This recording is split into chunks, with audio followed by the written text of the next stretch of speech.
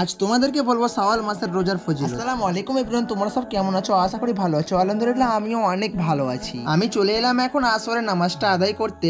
মসজিদে সেই আগের মতন আর লোক নেই, পুরো মসজিদ ফাঁকা ফাঁকা। মনটা যেন কেমন করছে, রমজান মাস চলে গেছে তাই। আসরের নামাজটা আদায় করে আমি এখন চলে যাচ্ছি আমার ফেভারিট একটি জায়গাতে, যেটা হচ্ছে আমাদের মসজিদের সব থেকে টপ ফ্লোর। আমি এখন চলে এলাম আমাদের গ্রামের মসজিদের ছাদে। এখন আমি উঠে গেলাম সব থেকে ওপরে মসজিদের। আমি যখন একা থাকি তখন আমি এখানটাতে চলে আসি, আমার মনটা অনেকটা শান্তি হয়ে যায়। তারপরে আমি একটা সাইডে বসে পড়লাম, আর খুব সুন্দর হাওয়া বইছে। জানি না কেন আমাকে চকলেট খেতে খুবই ভালো লাগে, তাই আমি ভাই যখন তখন চকলেট কিনে খাই। তোমাদেরকে যে কথাটা বলছিলাম সেটা হচ্ছে রমজান মাসের পরে শাওয়াল মাস, অর্থাৎ ঈদের পরে যে মাসটা পড়ছে সেটাকে শাওয়াল মাস বলা হচ্ছে। আর এই মাসে যে ব্যক্তি নফল রোজা করবে তার অনেকটা সওয়াব পাবে। আর নফল রোজার সংখ্যা হচ্ছে 6টা রোজা। আজ হচ্ছে আরবি শাওয়াল মাসের 13 তারিখ। এখনো অনেক টাইম আছে এই রোজা করার, তোমরা করো এবং আমিও করবো ইনশাআল্লাহ। আজকের ব্লগটা এইটুকুটাই। আসসালামু আলাইকুম, বাই।